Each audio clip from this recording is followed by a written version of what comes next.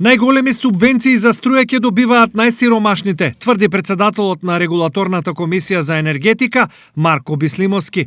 Станува збор за домакинства чиј вкупен приход е помал од пресметаната потрошувачка кошница. Тие кои имаат помали приходи ќе добиваат поголема субвенција од државата.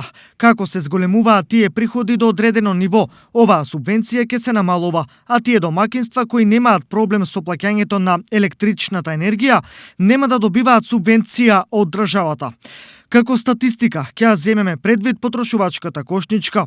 Тие домакинства кои се во рамките на минималната потрошувачка кошничка ќе добиваат најголема субвенција, но мора да се повикуваме на статистички податоци. Истакнува Бислимовски. Бислимовски најави дека цената на електричната енергија ќе биде иста за сите домакинства, но тие кои имаат помали приходи ќе добиваат поголема субвенција од државата.